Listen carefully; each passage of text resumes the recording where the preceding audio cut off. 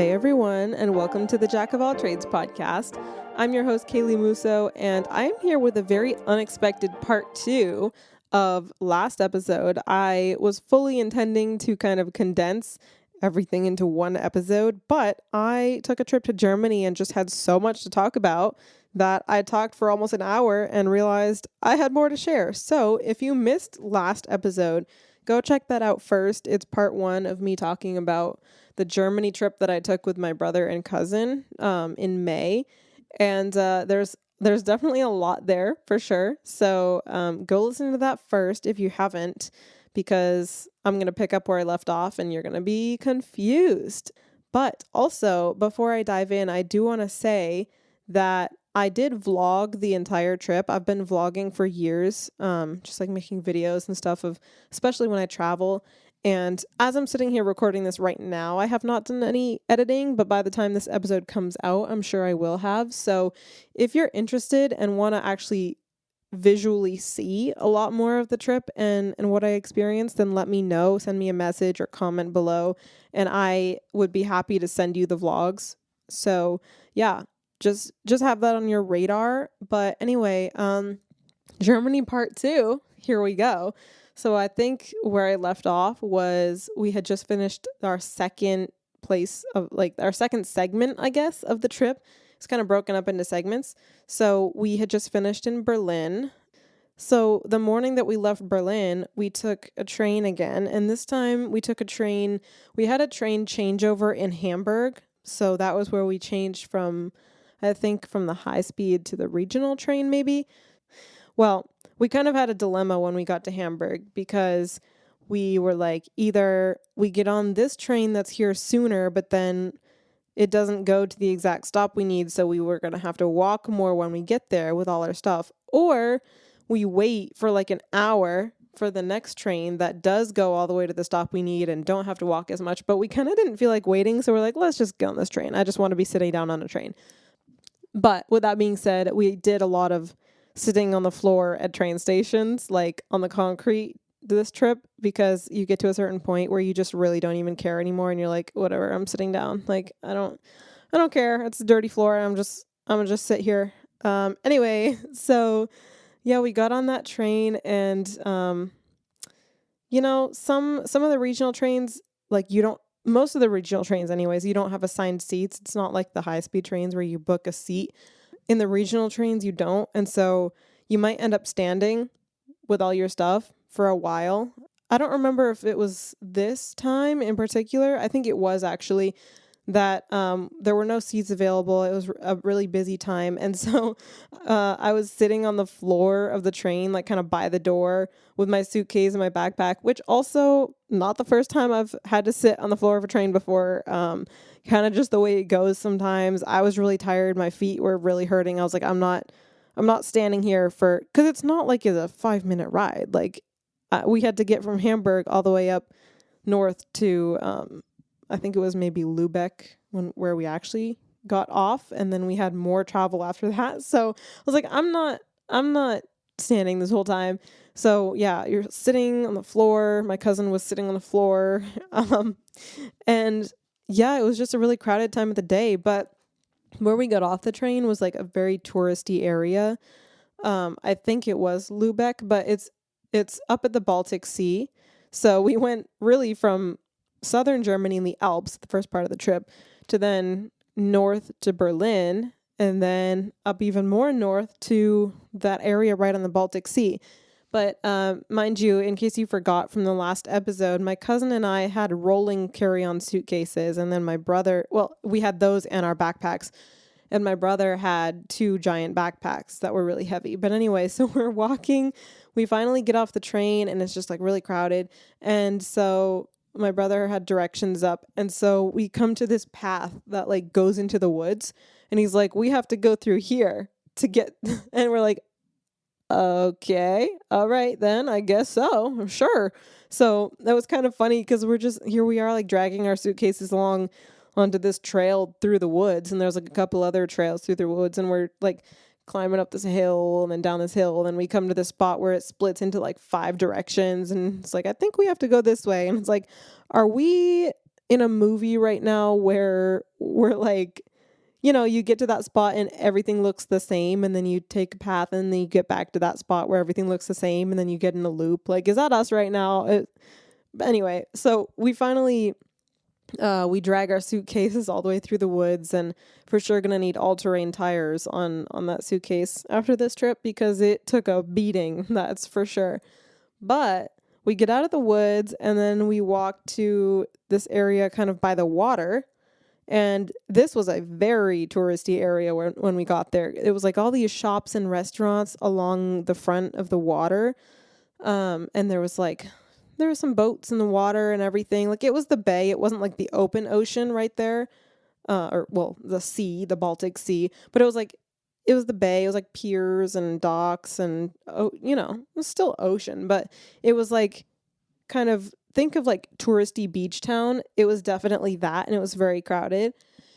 We had to go grocery shopping because I think this was a Saturday. Honestly, I can't remember. It was hard to keep track of like what day things were, but I want to say it was a Saturday, and we needed to get groceries. Or no, maybe this was a Sunday. But either way, we had to get groceries because the place that we were going to be staying at the next few days was a lot more remote and like a hassle to get to. And we also knew that because it was a weekend, like I think it was a Sunday, the stores close a lot earlier. So it was going to close at like 5 or 6. And so we had to get groceries there, but we had all of our stuff. And so there was this tiny little grocery store, and it was full of tourists, and not like American tourists, like people that spoke German, but that's, I think, where people a lot go for like a little beach holiday if they want it. I don't know, but it was really busy, and we're like, we cannot bring all our stuff in there either. So my brother stayed outside with all of our stuff and was like messaging our host, because this particular Airbnb, it was one of the situations where rather than like leaving the key in a lockbox somewhere for you to get, it was like the host will meet you and like show you around and let you in and everything. So we had to coordinate. So my cousin and I went into the store, and we had to get groceries for like several different meals, like lunches and dinners and breakfasts and snacks and everything. Keep in mind, we still had more travel to do before getting to our place. So we knew like this stuff isn't going to be able to stay super cold either. And also, when you're shopping in a grocery store where everything is in a language you don't understand, it takes longer because you're like, okay, what is this? What is this? Like, some things you can tell by looking at it, and some things you're like, okay, I need to read it, or I need to like pull up my phone and translate it or whatever. It takes so much longer. So I will say shopping in Germany is very different from shopping in America in terms of like the types of food they had. Like, this grocery store actually had so much candy and chocolate and everything. And we're like, okay, well, this is not what we need. But we were able to find some stuff. It took us quite a while, but honestly, I will say that is a very cost-effective way to do things. We did something similar the first part of our trip when we were down in the Alps, and we spent like, I don't know, I want to say like 50 something euros, which is obviously a little bit more in dollars, but we spent that and then like a few more the next day for groceries, which is like the amount you would spend on one meal at a restaurant, depending on where you go. So it's definitely very cost effective, and we try to do that whenever we can. So yeah, at this particular store, we spent like 70 euros, and that was for 7 meals. So whereas in Berlin, one of the restaurants we went to, we spent collectively 80 euros, or like a little more than 80 euros for one meal. So shopping when you can is very much the way to go if you're trying to be cost effective, which all of us were on a budget and definitely were trying to be cost effective. But that's also one of the perks of having an Airbnb, is that you can buy stuff that you can cook. The only thing is, like, not all the places have a microwave. So if you're buying this kind of pre-cooked meal that's like a microwavable meal, that might not always work. So that was one challenge. We're like, we don't think we have a microwave. We can't get anything that needs to be too cold for too long because it's going to be a while before we get there. And there was just kind of like limited options, and we needed a bunch of meals. And so it took us a while. It was a little overwhelming. And then, of course, everything being in German too, like, that made it take longer. But finally, we get our groceries and we get back out. So now, in addition to all our stuff, we had 2 giant bags full of groceries to haul as well.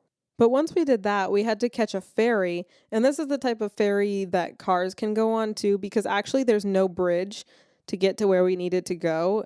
It's not an island, but it's like a big peninsula where these like massive cargo ships go through. So there's no bridge, because even a drawbridge like that, a ship would not be able to go through of that size. So there's a ferry that leaves like basically every 5 minutes. It's like a 2-minute ride across, or not even. Like it's very short, but you can walk onto it, you can bike onto it, you can drive onto it.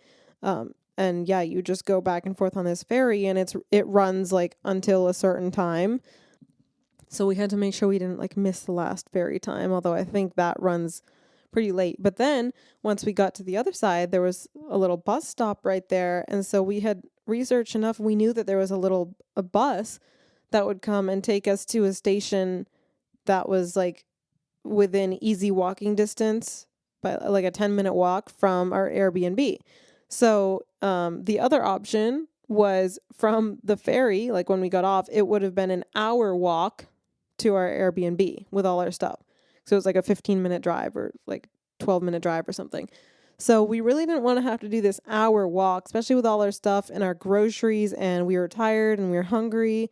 So anyway, the bus was supposed to come at a certain time, but we were trying to look. We were like looking at the bus schedule. We were kind of confused, and we were trying to translate it. We were trying to figure out like, is this bus actually going to be coming or not? Like, what's the deal? So we were looking at it, and then eventually we realized we were looking at the wrong one. We were supposed to be at the one across the street. So we went to that one. We looked, we saw, but it kept being like, it was like there are certain times that this bus is supposed to come at. Like it does have a schedule, and they're like weird times too. But anyway, it comes at these certain times, right? Well, eventually we realized, oh, okay. So it's just like, it's supposed to come at this time.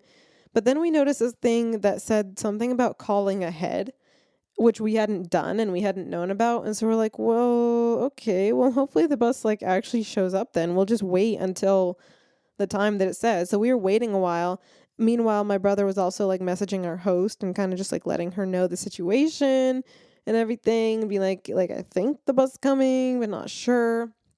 Anyway, we were like starting to think maybe we should like backup plan. Maybe we should see if our host can come and get us, because in the reviews we had read that like she had been known to do that on occasion, or like her or her husband like had driven guests if they needed to be like once in a while. So we were like, that might have to be our backup option. Yeah, we were like, we'll just wait and hope that it shows up. And so it gets to be the time and it does not show up. And then eventually we were looking at it more. And so what we realized through our research and then also talking to our host was that this bus system, it does have a schedule, like it is, like it's posted, there's these specific times it'll come. But if you actually want it to come, you have to call at least an hour ahead of time that you're going to need to be picked up. So we obviously did not do that. So it was kind of too late for that. So no bus was going to be coming. There was also, we discovered a way to do it through the website. And so that ended up being easier because especially in this more remote area, like less people spoke English for sure.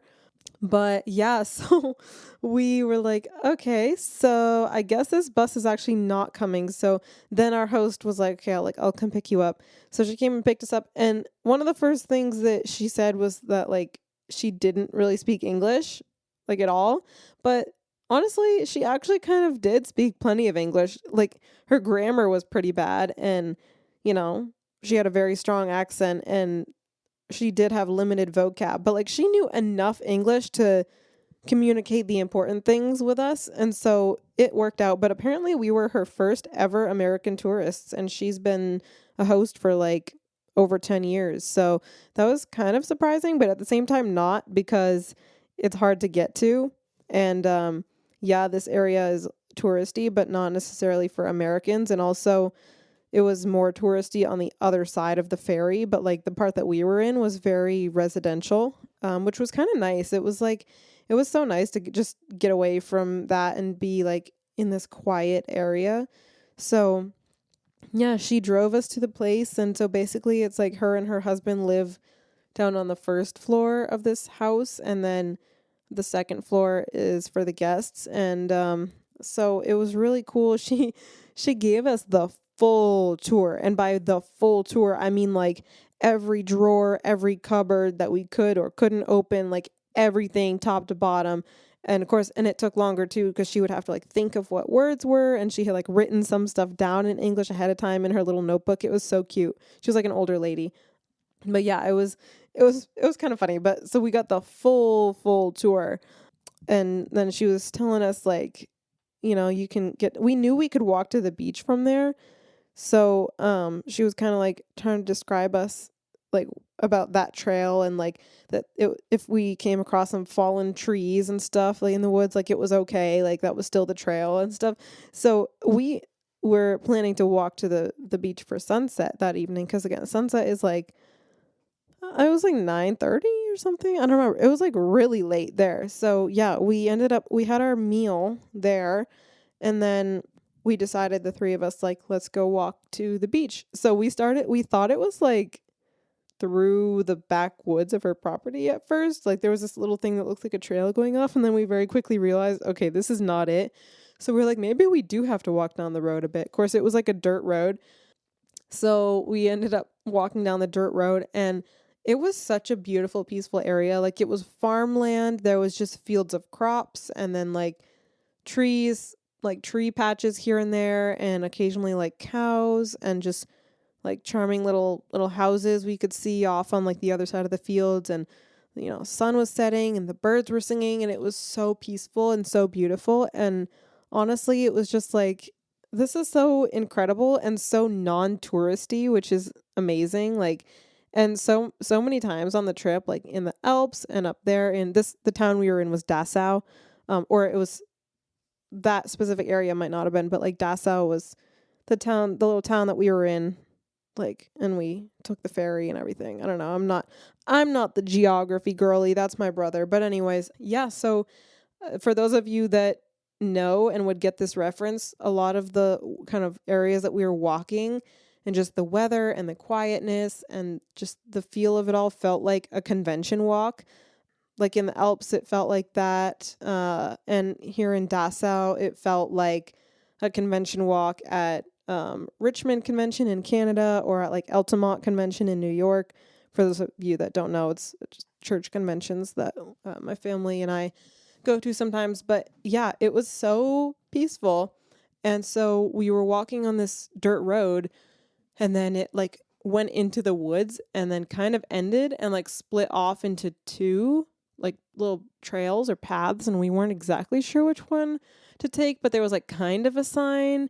So like we took the one we thought it was, and I was like, is this the part where we die, or like is this the movie? So much of this felt like we're just gonna take our chances and see what happens. But anyway, we took this trail, and then sure enough, it was like a footpath through the woods, and we came to like fallen trees and stuff. And so we're like, well, this is probably the right thing then. And so, but honestly, there were parts of it where it barely even resembled a trail at all, like a few little parts. So we're like, this is this is a little bit crazy. We're just walking through the woods in the middle of like remote Germany, and hoping that this trail is leading to the right place. And I was trying to also, like, my survival instincts were kicking in. I was like taking note of every like landmark tree and bush and everything, because I was like, on our way back, things are in reverse and it's going to be a lot darker, and I'm not really too keen on getting lost in the woods here. So I was like, survival mode activated. But anyway, finally we made it kind of out of the woods. It merged again with the other trail, which turns out was just like if you were biking or riding your horse or something, which people did, that was the trail you could take. But yeah, it came out to like this kind of more main walking trail that was like perpendicular to it. And so we crossed that and went on this little footpath to the beach. And yeah, came out to the beach, and it's a very kind of remote beach. It's not like a super touristy one. It's more like the locals know about it. And so people were there for the sunset. And so we did this walk along the beach, and my cousin was collecting shells and sea glass, and yeah, we walked for a ways. We watched the sunset. There were swans. There were jellyfish, moon jellyfish. Like, it was really cool. One thing to note is that people are a lot more free with what they wear.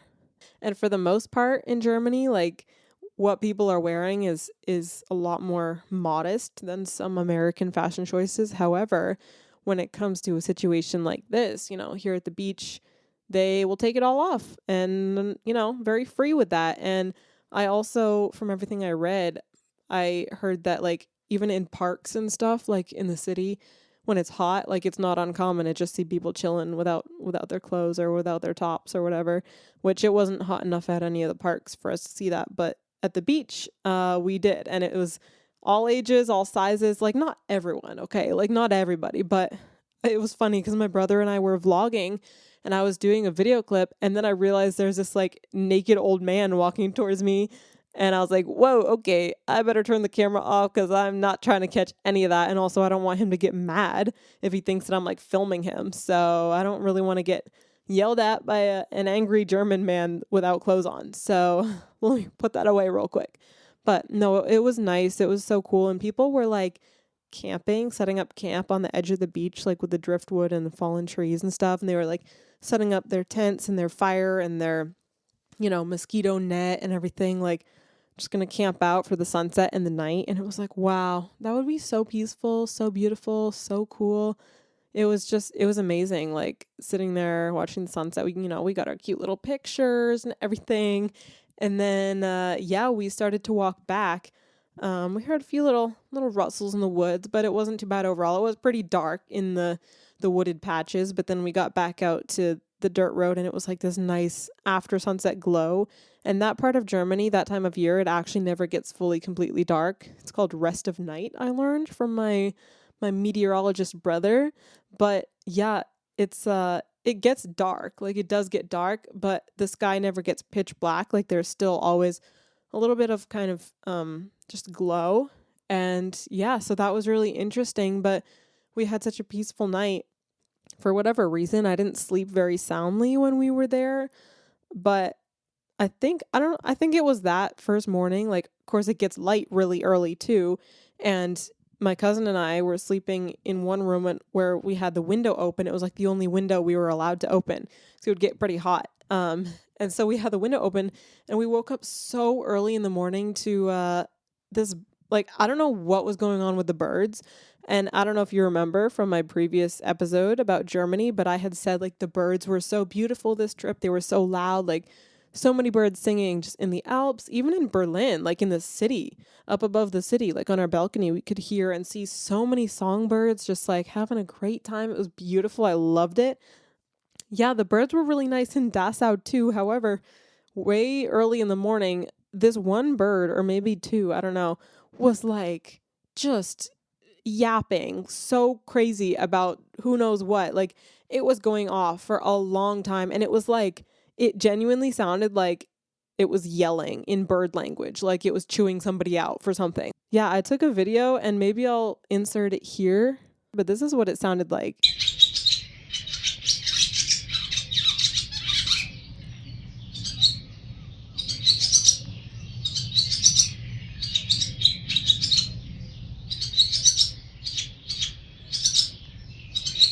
Anyway, it was even more dramatic not on camera, so it was kind of crazy.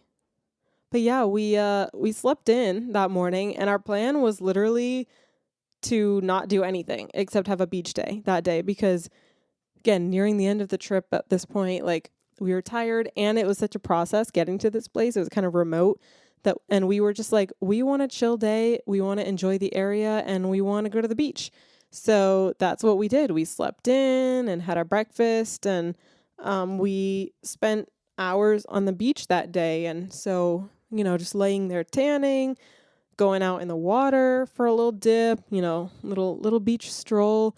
It was kind of crazy though. When we were in the water, there were a lot of jellyfish, and we had to look it up because we wanted to make sure they weren't, like, bad. But these particular kind were moon jellyfish. And from what I read, like, they weren't gonna kill you. Like it might, if it, I don't know if it would like sting you, but if it did, or if it like touched you too much, it might just be like a little bit itchy or irritated, but like nothing bad. So we were trying not to touch them, but they were like almost invisible. They were like translucent. And so they were kind of hard to see. And they were like sometimes would be kind of surrounding you. And it was really interesting. But yeah, it was cool to swim in the Baltic Sea. You know, on our last trip when the three of us went to France, we were down in Nice and took a dip in the Mediterranean Sea. So yeah, we had to get in the Baltic Sea. We had to. But it was really nice spending a beach day. And again, there was a lot more exposed skin.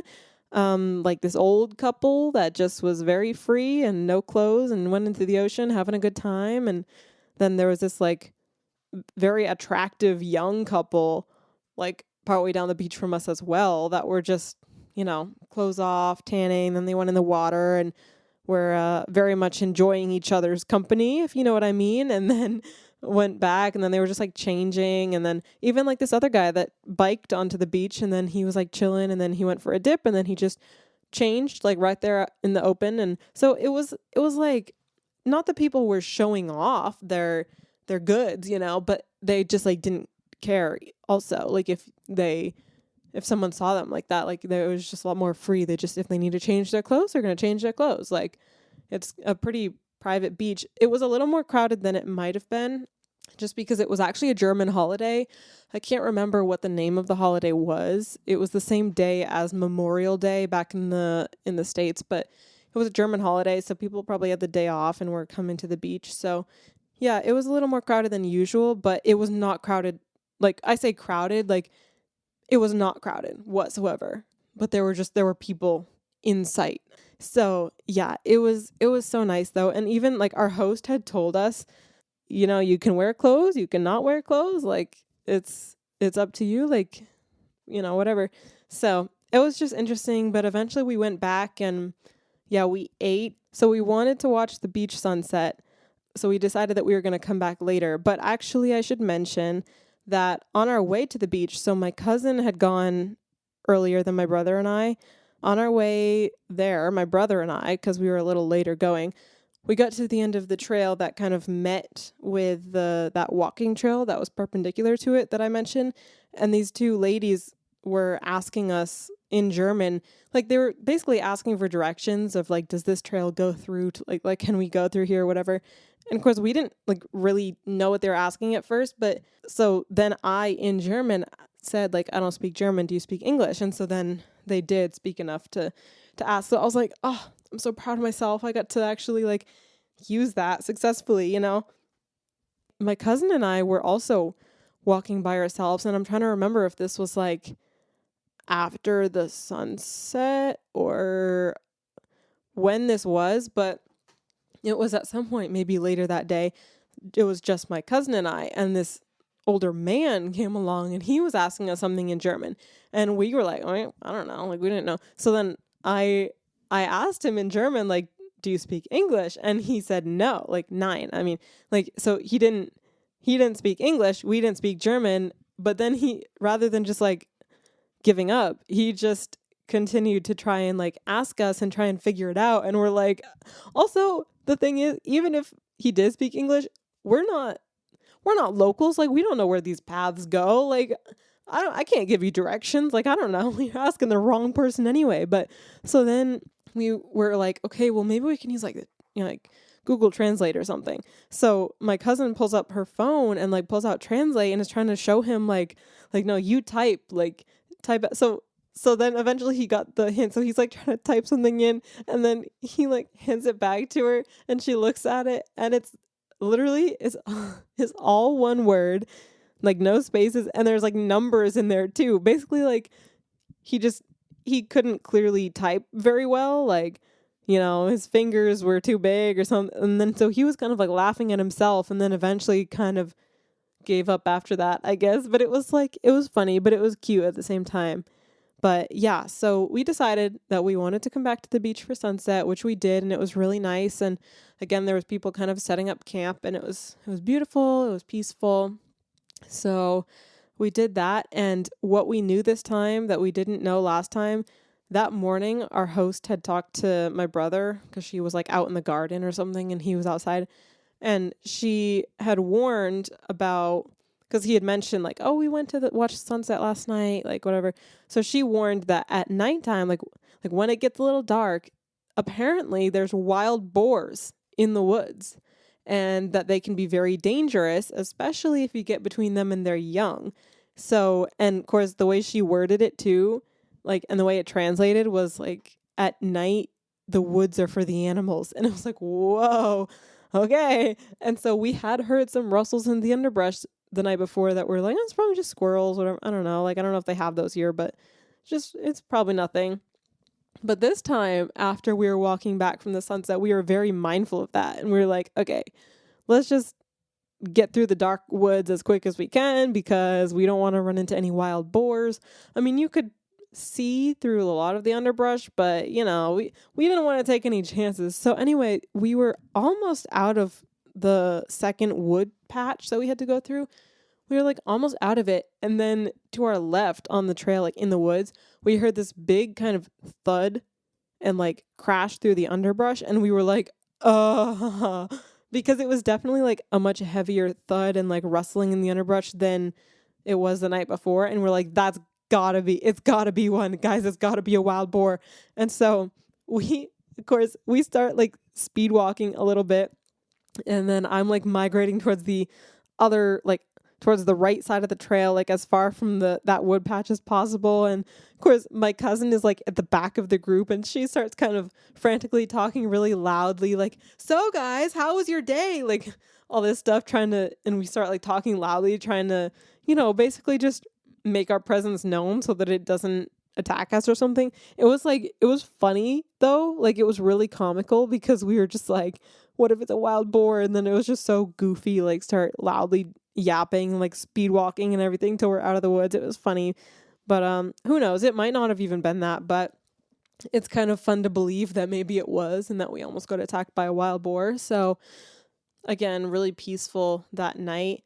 And that was our full day there. And also our host had made cheesecake for us, which was really cool. And apparently she does that for her guests sometimes, like will make her own baked goods. So she had made a homemade rhubarb cheesecake and delivered it to us that day. So that was really, really cool. It was so good. But the next day we actually had plans to go into Hamburg because that was like a really easy day trip from there. And there was this museum we had tickets to, which I highly recommend to anybody, any age, like anything, because it was really cool. It was called Miniature Wonderland. And it was this museum where they make all these miniature models of, like, they have trains and stuff, like trains, cars, trucks, like everything. And they have different like areas of the world. So there was a whole section that was like Germany. There was also a whole section that was different parts around America. There was like Rio. There was Monte Carlo, like in Monaco. There was like so many different areas, and it's insane. You can walk past this area that's the control room sort of thing, where people are like, because all these things are programmed, right? So it's basically, think of like any, miniature train setup that you've seen where they actually have like the terrain built around with like trees and rocks, and there was like all these miniature houses and restaurants and bridges and like tiny people, and the detail was so insane. And the scope of this place was massive too. Like every display was massive. Some of them even had real water. Like there was a couple displays where the water was real. There was like cruise ships and like this other ship that actually like moved, and it was insane. It was so crazy.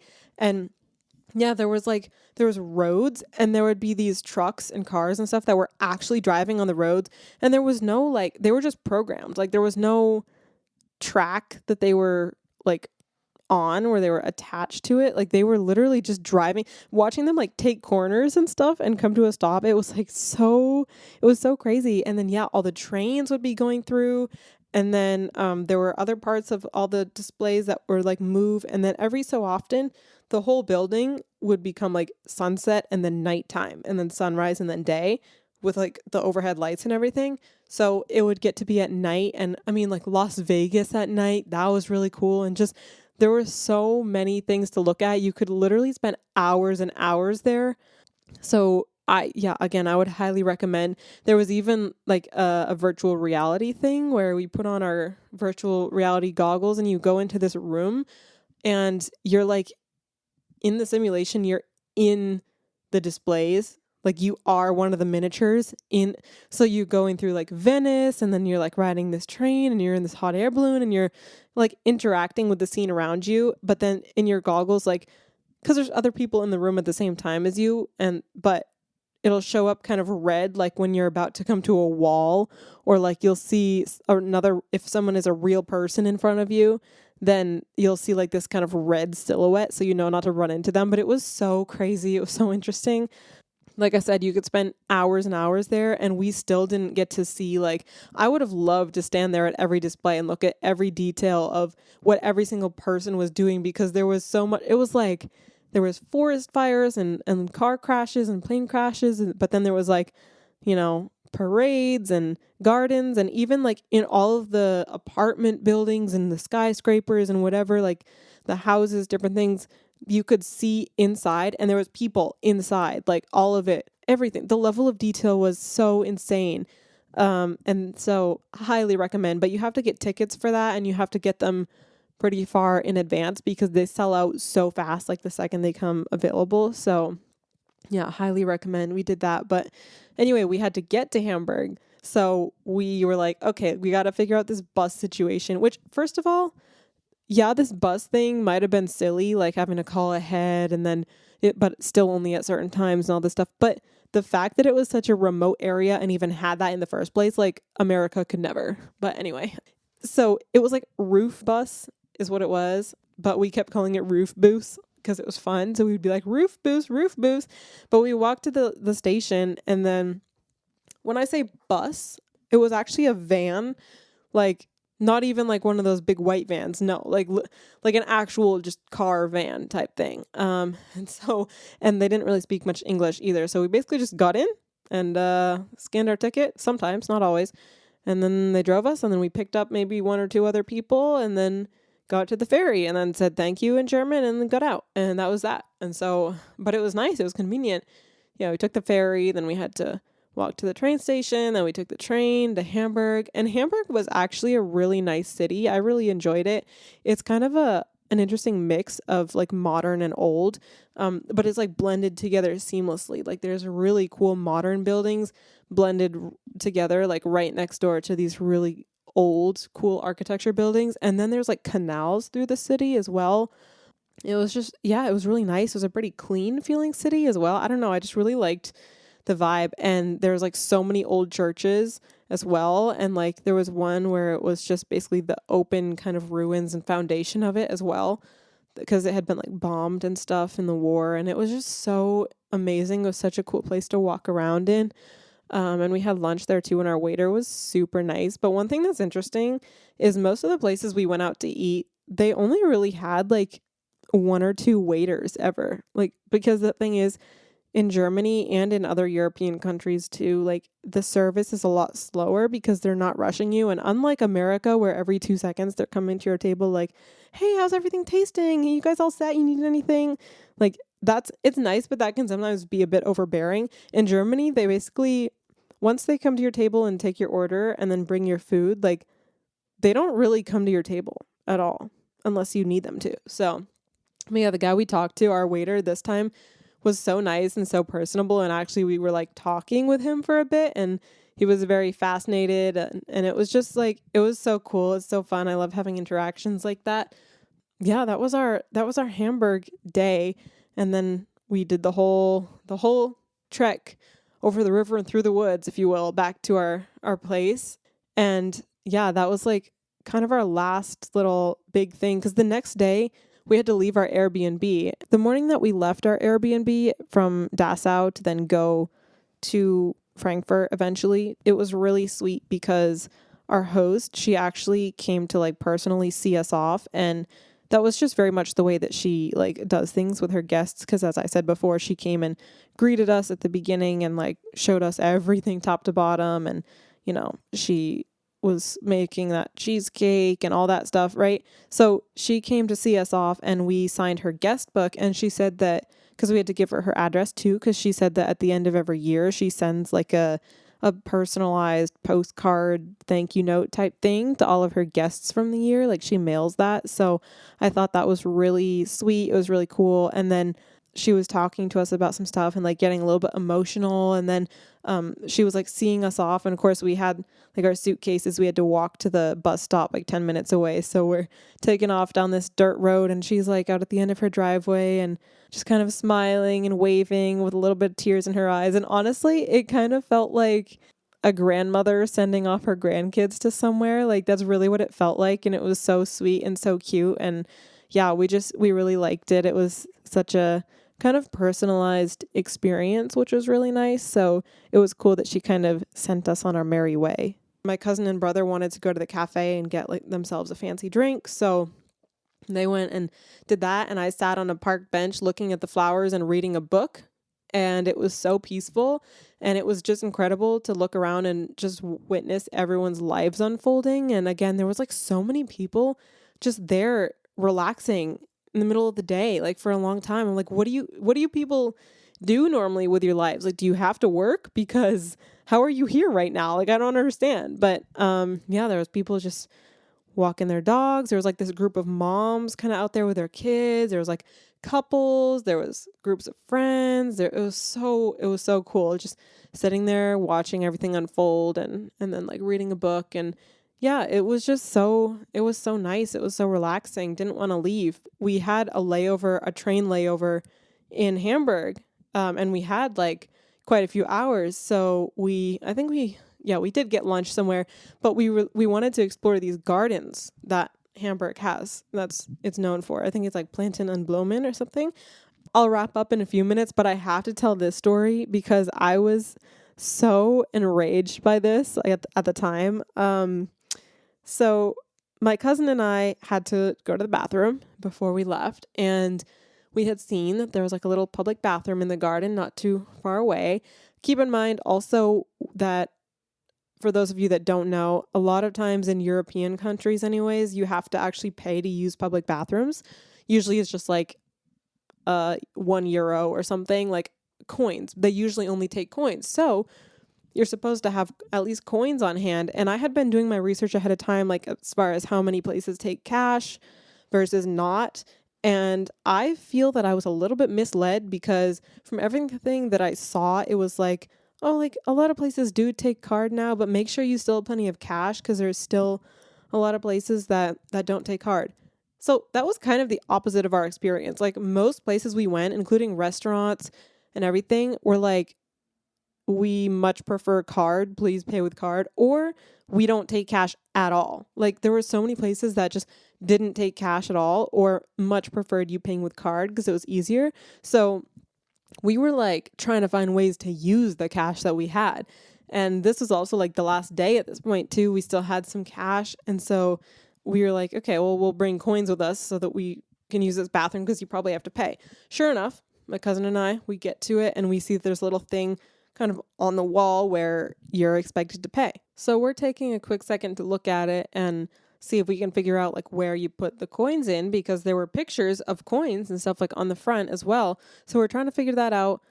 We were looking at it for a couple of seconds and then a lady was behind us in line and she started like rattling something off in German. And before I could address that, this guy comes around the corner from inside the bathrooms and he's like the bathroom attendant. And so he starts rattling something off in German about, like, I assumed it was about, how to pay or whatever.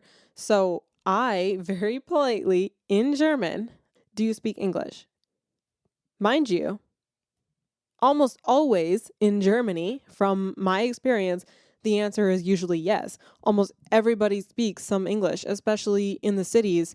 That is very much the common thing. So I was like, I'm sure he probably does. So I was just like trying to politely let him know, like, I don't understand what you're saying, but maybe you speak a little bit of English enough to be able to tell me what you're saying.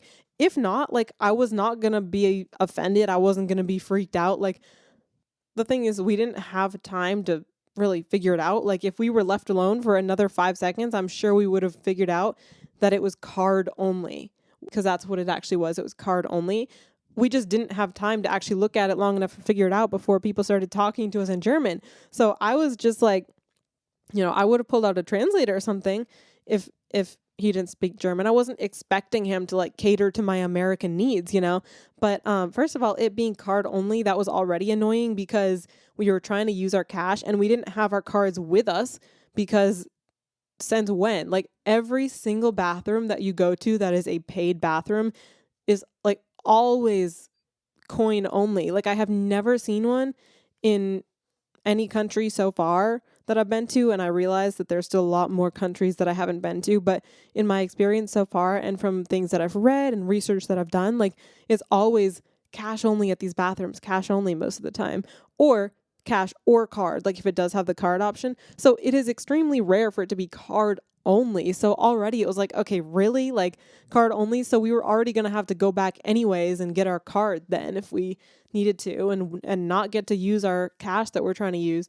But so I asked him politely in his language if he spoke English, and I don't understand German, but I did understand enough of what he started saying back in German to understand what he was saying.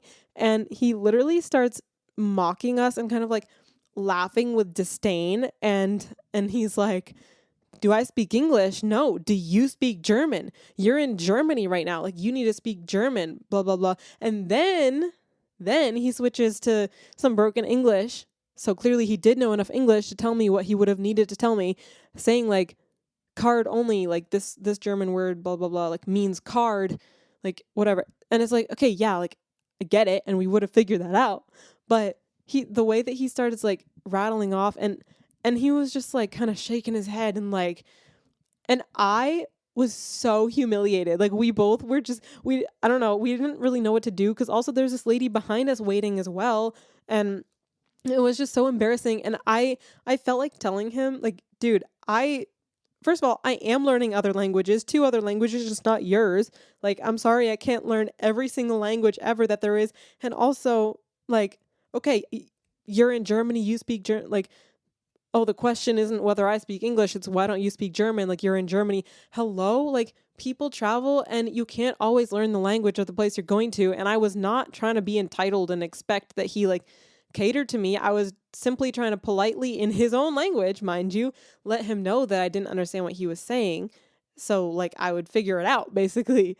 And so he turns it into this whole situation. And so we left so humiliated and we were like, we cannot go back to that bathroom. Like we can't, like, just, I don't know, the audacity, because whatever. Anyway, I was so heated in the moment, but we ended up finding a different bathroom on the other side of the park where you didn't have to pay. So it was like, it's whatever. But that was really the only negative experience we had with like the whole language barrier situation, because again, almost everybody spoke German, and the people that didn't, if you politely said in German that you didn't speak German or asked them if they spoke English, they would just kind of be like, it's okay. Like they, don't worry about it type thing. Like I'll ask someone else or whatever, like, so it was never an issue. So this guy, I don't know if he was just having a bad day or if he was just, I don't know, very patriotic about his country. Like who knows, but whatever. It was something anyways. But overall, like we didn't have any issues majorly with that. There were a few funny instances where like at the train station, my brother was trying to order some food and he like, he was just trying to get through the interaction like in German, whatever, like without, because it was just as basic, like you're just getting food, but they asked him something and he kind of just like agreed to it, and then they were putting on this sauce and he was like, okay, like I guess that's what I just agreed to. Like he thought they were asking about like something to do with paying, so he had just like said yes. And then so it was just, yeah, little instances like that. Those were kind of funny, but yeah, it is what it is. Like, it's just, that's what you're going to run into when you're traveling anywhere without much of the language that you speak. So fortunately in Germany, there was a lot of English, but there will be places that we travel where there really isn't. Apparently the Germans have a thing against the French. So yeah, if I would have told that guy, like, look, I'm learning French, he probably that would have not helped the situation. But our waiter at the restaurant in Hamburg was telling us that French people will come sometimes to the restaurant and they won't speak any English or any German. And so then he's like obviously not understanding what they're saying. And so they just try and speak French like louder and slower. And he's like, that's not going to work, you know? But he was saying about them, like, how do you not speak any English? Like, if you're traveling in Europe, how do you not speak English? Like, because from a lot of their perspective, I guess English is kind of like your way of communicating with people that don't speak your language. Like, it's a lot of people kind of have at least a limited understanding of it as their second language. So, and I have witnessed that. Like, when I was in France in a more remote part, one of the ladies at the restaurant that we were at didn't really speak. Well, she had like some limited English, but the customers were like Spanish or I don't know, something else. And they didn't speak any French and she didn't speak any Spanish or whatever. So they were communicating in like broken English with each other. But that's just a common thing. And that's where that's how a lot of people view it. So that's why I'm like, how crazy that this guy was like so against us not speaking German when it's literally, it's such a common thing that people just use English to communicate with other people. Like, it was just crazy. Anyway, from Hamburg, we took the train to Frankfurt because our flight was going to be leaving out of there. And then we had to take the underground train to the airport. And then we were able to catch our airport shuttle to our hotel. So we actually got to be on the German Autobahn, which is kind of the well-known like German highway. And there's a lot more rules for driving on it. And there's not exactly speed limits. Like, you actually can kind of go as fast as you want within reason. And we were flying, that's for sure. It was interesting. But yeah, we had our tiny little Frankfurt hotel room, and sleeping in that kind of just confirmed, like, we're so glad that we try and do Airbnbs whenever we can, because yeah, if we just had a hotel room, it'd be like, we need to stay out as much as possible and do as much as we can, because when you're just sitting around a hotel room, like, it's kind of lame, you know, versus if you're sitting around a nice little Airbnb cabin or something, it feels like you're still seeing stuff and doing stuff and enjoying the trip. So yeah, it was just a good reminder of why we don't stay in hotels. I mean, the hotel was fine. It was fine. It was clean. It was whatever, but it wasn't like the best way to enjoy the trip, in my opinion. If you're really trying to make the most of being in a certain place. So yeah, we had our hotel, our shuttle the next morning. We had to catch like an earlier one because the other ones like later were full already. But we got to the airport and security took so long to get through. It took so long because they had literally like one line open for us and then one line for the, first class people or whatever. But the baggage check like took forever. And then I had to get searched extra. Like they had to like pat me down in like the groin and everything. I don't know what they thought I was hiding. My sweatpants were a little bulky, like the waistband. But I didn't have an issue with that on the way. And I was wearing the same pants. So I don't know. And then my cousin had to go back through and take off her shoes. And then they were patting down her feet and her socks, which were like pressed flat to her skin. So it was just funny. But yeah, whatever. We made it through that. You also have to now do customs, like go through customs when you leave Europe as well. So they can make sure you didn't like stay too long. So we had to do all this stuff. And finally we got on our plane. Again, flight was smooth. I could feel myself catching a cold though, like across the whole flight back. And it was just kind of miserable from that perspective, but I watched a couple good movies. Don't remember now what I watched. Oh, I watched like the Whitney Houston documentary, not documentary, but like whatever you call it when someone's playing them and it's supposed to be about their life. And then, yeah, a couple other movies. I don't remember what, but it was good. And then we got picked up by our uncle from the Boston airport after sitting on the plane for an hour after we landed because we landed early and no gate was available. And then finally they were like, it's available, but we're having issues with the technology and like the gate, like we can't get it out or something. I don't know. It was weird. And then we missed our turn in Boston and had to go a different way. And we were in rush hour and it just took so long to get home. But we finally got home and it was a really great trip. And I would definitely recommend visiting Germany we got a really good mixture of like the south, the north, cities, country. It was really beautiful. It was a great time of year to travel, honestly. Like traveling in May was so nice. So it was a good change from traveling in like the dead of summer, like the heat of summer. But our biggest regret of the trip was not being able to see a castle. There was one that we were potentially going to get to see, but then we just didn't really end up having time because it would have taken a bit to get there. So we definitely want to go back to somewhere sometime and get to see a castle, because European medieval castles or just historic places like that are really cool. And I've seen a couple in Scotland, but yeah, we were kind of sad about that. Anyway, this was such a great trip, and I'm sure that there's a lot of little stories and fun things that I forgot to mention, but I have been talking for 2 hours because I recorded this episode directly after recording part 1, which you guys have already listened to theoretically. So I've been talking for a while, but like I said, if you want me to send you the vlogs that I did for this trip, then just let me know if you want to actually physically see everything that I was talking about.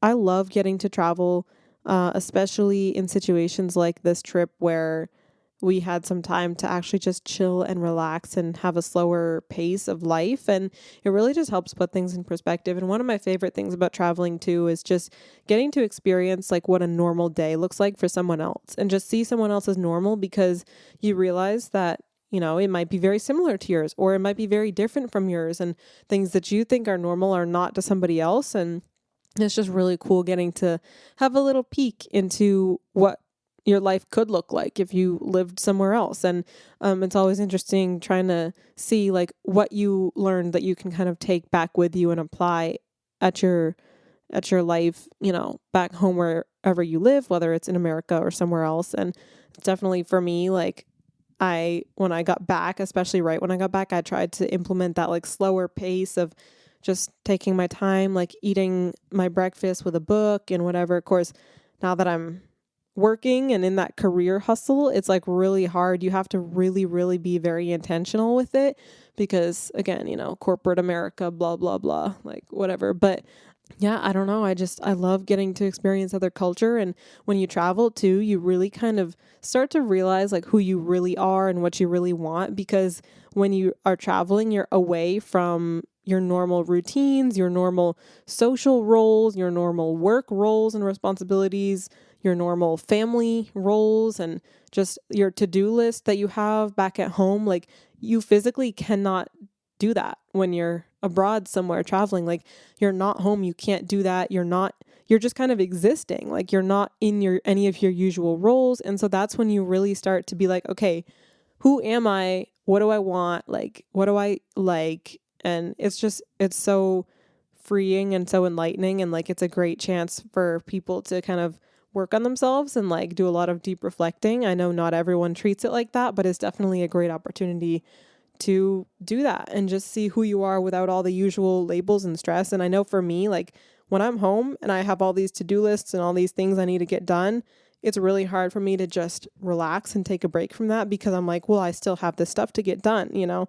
But when I'm traveling, I physically can't do those tasks. So therefore I have no choice but to just sit there and relax. And I'm not feeling guilty about that I'm not being productive, because I'm like, I can't, like that stuff's at home and I actually can't do it.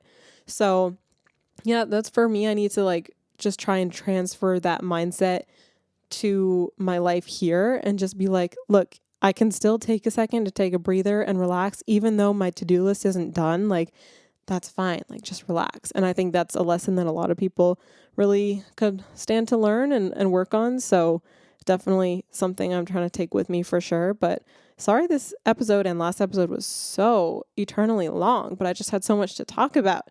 But I hope you guys really enjoyed. And if you have cool travel plans coming up, or if you've been to Germany, let me know in the comments or send me a message. I always love to hear from you guys. And I hope you're having a great day, a great week, a great weekend, whenever you're listening to this. And I will talk to you guys next time.